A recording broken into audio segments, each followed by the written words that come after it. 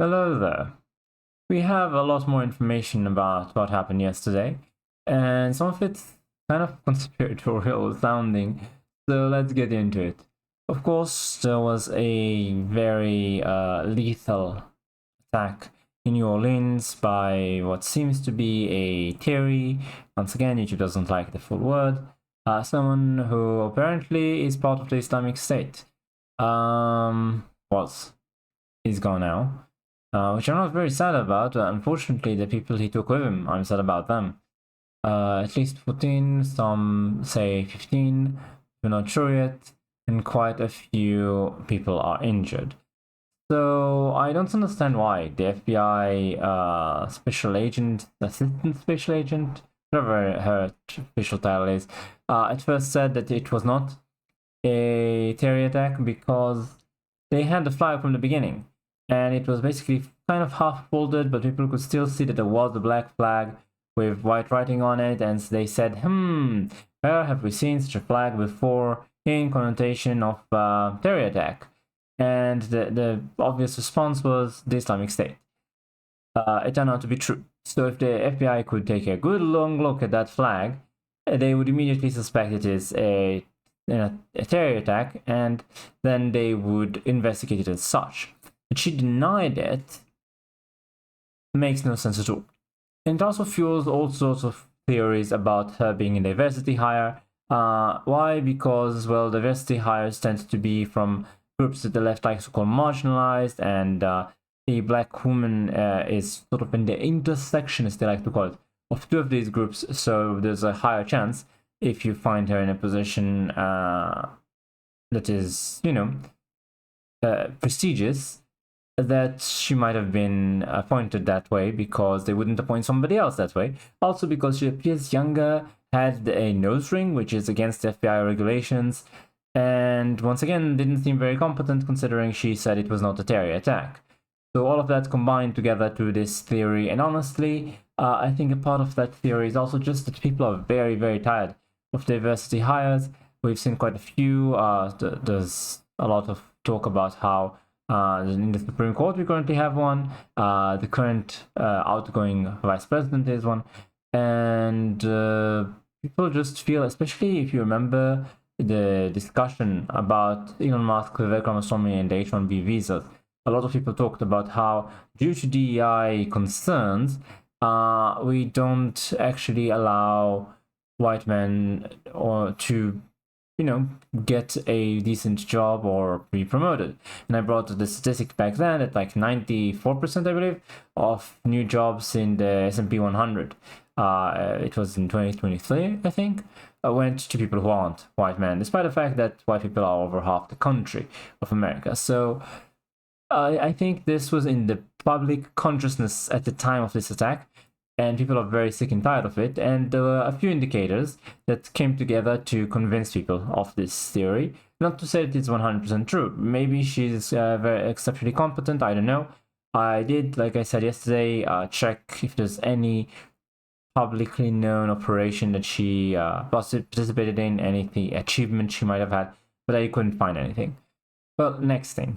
So the attacker in this awful, tragic New Orleans attack apparently served in the same base as the guy with the other truck, the cybertruck, near the Trump Hotel in Las Vegas. If you don't know, there was a truck that exploded there, and it apparently didn't do much. It was sort of an incompetent attempt. Some people have been saying that considering he had a background in the military, that incidentally both attackers are veterans. So they're saying that the New Orleans guy was, he was deadly in that he killed a lot of people. But the guy in the Las Vegas, he didn't do much of anything. His explosion didn't even break the windows. It basically did nothing. And people say he couldn't have been that incompetent. Something is fishy there. Regardless, both attackers are from the served in the same military base.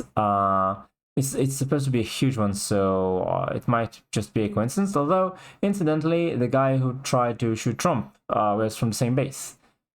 So I wonder how much of a coincidence do we have, once, twice. Anyway, apart from all of that, we also have a bit more when it comes to the background of the guy from Las Vegas. Apparently, there's a social media post from his ex-wife for a couple of years ago where she's very rabidly anti-Trump. So I'm wondering if it's from the time that they were still married. Did he share her political proclivities?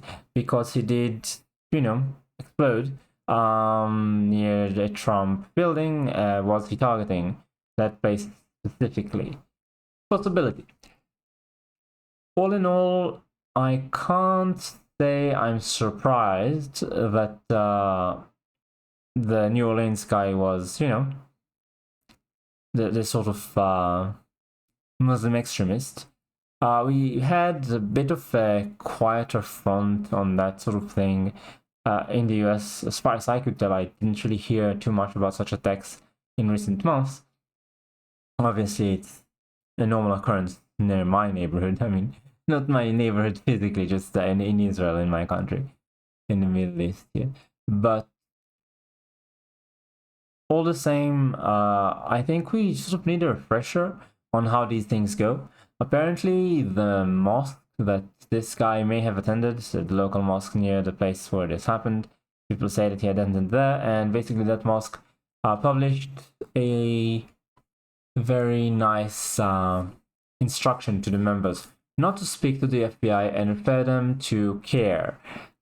It's the Islamic Society of Council on American Islamic Relations. It's known to have ties to Hamas and other organizations that the West considers terrorists. I agree with them. And also, they were referred to the Islamic Society of Greater Houston. So basically, they said to the members, don't talk to anyone. Presumably, that might be because the attacker went to that mosque, attended there, and they might have things that they are not proud of, which is why they would give that kind of instruction to the members. Is there anything else that I remember reading about this whole thing?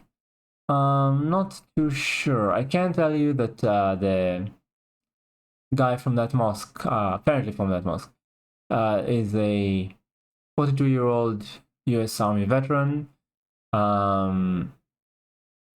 discharged from the Army Reserve in 2020 with the rank of Staff Sergeant, converted to Islam before spiraling into erratic behavior, according to family members who spoke with the far-left New York Times. There's this guy, Dwayne Marsh, married to Jabbar's ex-wife, noted the suspect's increasingly bizarre actions, including cutting his hair drastically and displaying erratic behavior that prompted them to restrict his access forgive me, I'm a bit sick still, to his daughters.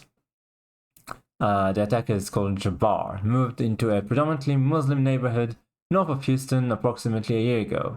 Incidentally, I also read that he might have wanted to attack his family. There's all sorts of stuff that's not published or only partially published, where they claim that he wanted to attack his family but decided to join ISIS instead because of dreams he had telling him to do so, and that he was afraid that if he attacked his family, then the media would not focus enough on the believers versus disbelievers narrative. Interesting. So, all in all, I can also tell you the specific wording of this mosque's instructions. So the post from the mosque said, "Alaikum, brothers and sisters. I'm sure many of you have heard about the tragic events that took place in New Orleans this morning that are now being classified as an act of terrorism by the FBI. I want to emphasize the importance of everyone to stay very vigilant and aware of your surroundings. The safety of your community is the most important thing. If anyone is contacted by the media, it is very important that you do not respond. If approached by the FBI and a response is necessary, please refer to CARE or ISGH. Like I said, it's the local Muslim Islamic Society of Greater Houston. That's what it means. If it is crucial that we stay united at this time as we condemn these terrible acts, please stay safe. and it's signed by Jazak Allahu Khairun from the Masjid Bilal management. Masjid Bilal is the mosque. The FBI and local law enforcement continue to piece together Jabbar's connections and potential motives. Yeah, they are basically still investigating. They claim that he was a lone wolf attacker, but they still are looking for connections that he might have had, so I'm not sure they are 100% certain on that. They're saying, quote, the FBI Houston and the Harris County Sheriff's Office are continuing a court-authorized search for location near the intersection of Hugh Road and Crescent Park Drive. It's from the FBI in a statement. No arrests have been made in the location, and authorities will be at the scene for several more hours, according to the FBI. They were waiting on federal authorization to enter and search a home they believe is connected to the suspected New Orleans attacker. They're also saying that they were currently conducting a number of court-authorized search warrants in New Orleans and other states. So there are apparently connections even in other states, and they are still investigating. We'll see if they actually find anything and if we get to hear about it. Oh, incidentally, another connection between the two attackers. If you remember, I talked about how they're both Army veterans from the same fort who attacked on the same day. There's also the fact that they both rented a vehicle through Turo, which is an app for vehicle sharing. So both rented trucks from Turo for their attacks, both military veterans from the same base. Is there a connection? The FBI says that so far there is no definitive connection between them. The word definitive might be doing some heavy lifting here. We'll find out more, I guess, as time goes on. There's also the fact that multiple officials said the suspect made a series of video recordings before Wednesday's attack, where he said he joined ISIS. That's instantly where I got the whole he wanted to attack his family and wanted to make sure the media was focused on the fight of believers against the disbelievers. So I believe this is pretty much everything that we know. If there is any major break news, I will of course make another video about this, but otherwise I am pretty much done with the subject. It is important and a lot of people are talking about it, especially in the context of the FBI's response to this, where basically you have the left defending and the right attacking, claiming that they are incompetent, focused on political opponents as opposed to physical threats to the American people, and that their DEI hiring scheme is causing them to be less competent than they might have been, should have been otherwise. We'll see. There is a lot of contention with the incoming head of the FBI, Kash Patel, nominated by Trump. If he gets the approval for the role, there have been quite a few FBI agents saying that they will quit. From the right, basically, people are saying it's a win-win because you're getting rid of the ideologically motivated people in the agency and getting their guy in, so they see it as a double plus. The left, of course, is claiming that these guys are the height of professionalism and they're fighting against the politicization of the FBI, which honestly, I don't believe for a nanosecond. Say what you will, I think the FBI has been super political for a while now, and it's very easy to prove, but that's a subject for another video if I ever make it. Thanks for watching. Like, comment, subscribe, and I'll see you next time.